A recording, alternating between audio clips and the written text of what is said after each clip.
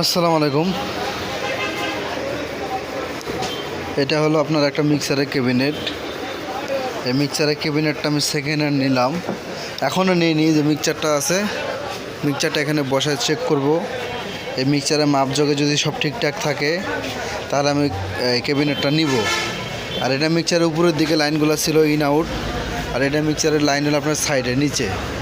এখন যদি মাপে বনে যায় সেক্ষেত্রে না হয় এই পাটটা কাটে দিব অল্প করে, যতটুকু পর্যন্ত লাগে কাটে দিয়ে এটা হবে আমার কাভারে, যেখানে কাভারটা আছে দেখতে পাচ্ছেন।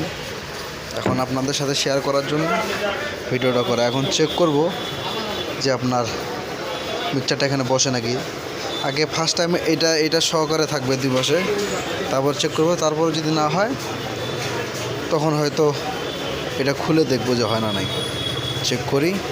আসলে একা একা ভিডিও করা, এই জন্য আগে আমাকে একা একা করতে হবে, তারপর আপনাদের দেখাতে হবে। মিক্সচারটা কোনোভাবে হয়েছে, মানে একবারে হচ্ছে না। যদিও এটা আমি খুলি নেই, খুললে হয়তো হবে যে সেটা উঠে আসবে।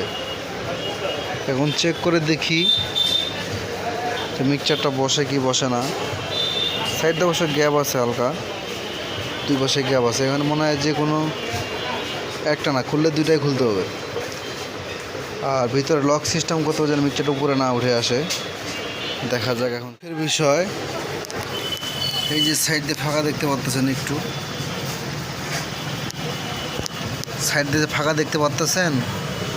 দুঃখের বিষয় হইল আপনার ওইটা আর মিক্সচারের যে নিচাটা সেটা কাঠের নিচে লাগে গেছে, একটু উঁচা হয়ে আছে, সেটা ব্যাপার না।